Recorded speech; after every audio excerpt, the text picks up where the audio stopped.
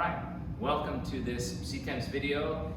We're going to now connect up our distributed temperature sensing system, in this case the Generation 3 Silixa XT, to all of our power systems. We've already put the instrument together, we've put the stand together, we've put our solar panels together, and I've just moved the DTS back up onto the bench, so it'll be a little easier for you to see me working on the connectors. I would recommend in the field having the DTS vertical in its normal position that you're going to be operating it in, and then you'll just be making these connections. You have to reach underneath, but this way you'll be able to see them a little bit easier. All right, first step, how are we going to power the instrument? If we're going to be powering with plug power, 110 power off the wall, then we can plug in our shore power, what we call shore power. We provide you a power cable. Okay. First, before we do any connections though, again, into the DTS box, remember, as I told you earlier, depending upon whether you're going to be running on solar power or 110 power, 110 is white, solar is yellow, you're going to want to make sure that you are connected. In this case, if we were going to run with shore power, we would have our shore power connected. Okay? But in this case, we're going to be showing you how to connect up to solar in the long run. So we'll just keep it this way. But again, it's quite easy. Your power cable goes in here. All these are military connectors. Okay, make sure it's not plugged in, obviously. You don't want it to arc. And with a military connector, you just kind of roll around until it slides in. Okay, it's got a notch on it. It has a notch on the box here. Once you get that, give it a twist to tighten it.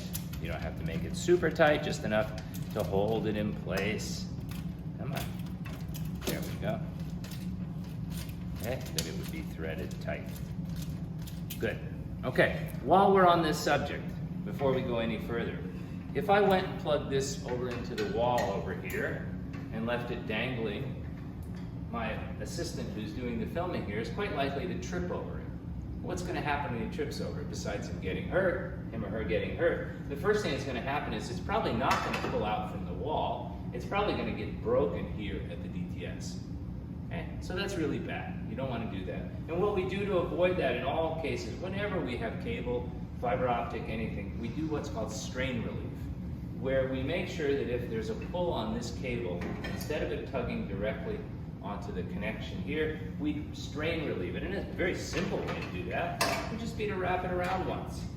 Okay, this way when I pull, I don't put any strain on here. You can also use a zip tie, you can use anything you want. But get in the habit of doing that. You're gonna have lots of wires and cables running around on this DTS, or any field instrument, and do that strain relief. Even do it at home. You know, when you're putting your garden hose onto the faucet on the house, what happens if your St. Bernard runs past the hose and yanks the hose off the house? Well, the hose probably won't break, but the fitting will break at your house, and that's going to be an expensive visit from the plumber. Okay, so think about strain relief all the time. All right, so again, we're not going to be running 110 power in this case, so I just wanted to show you where that goes, and I'll close that up. We can get these other two caps back on while we're here. We'll connect those up later. Those are your external temperature sensors. All right, so now we're going to fire up our power system. Let's walk over here and we'll take a look at what we have. All right, again, we have our power controller. This is the charge controller that takes solar power, converts it into 12 volts, and charges up our battery. Okay, we've got, coming off of that, we have a cable to power the DTS. We have a cable that's going to go to our battery or batteries, and then we have fittings for the solar panel.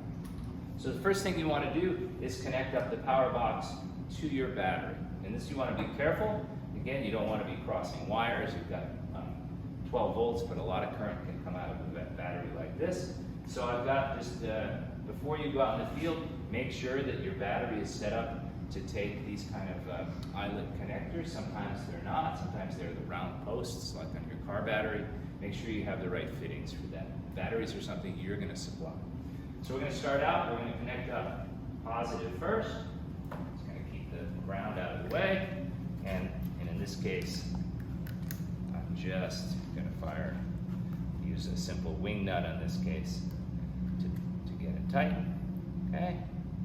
Boom, that's one. Take my positive, my negative now. Again, always check your polarity. Red is positive, black is negative. So now I can come over here and attach my negative. Always positive first, negative last. When you're taking this apart, negative comes off first. That prevents an arc. All right, so now we have our battery connected up to our power system.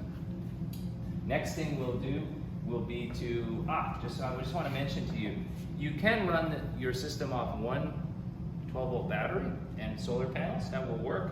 We often, though, for long-term deployments, we will often connect up a second 12-volt battery in parallel.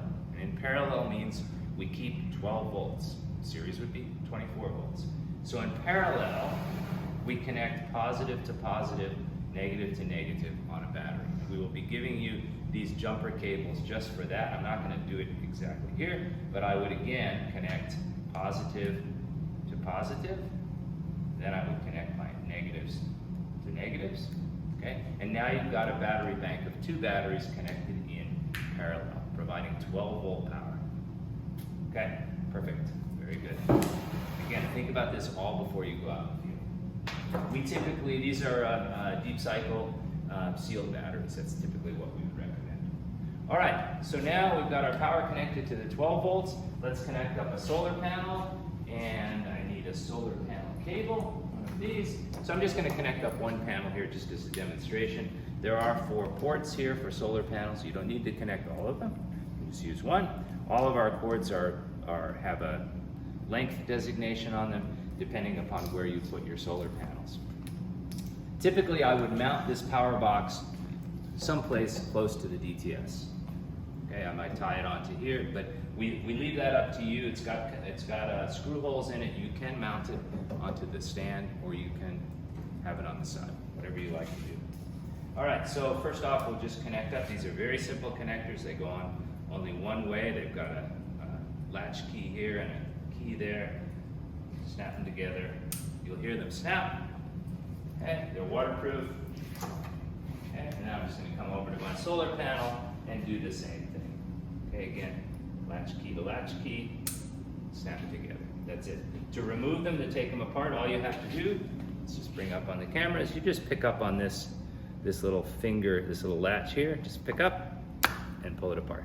Okay, very simple. They're automotive fixtures. They're really quite sturdy and stable. All right, so now we've got power over here. Let's come over back to the DTS and connect up. All right, with that, thank you, and we'll keep moving on.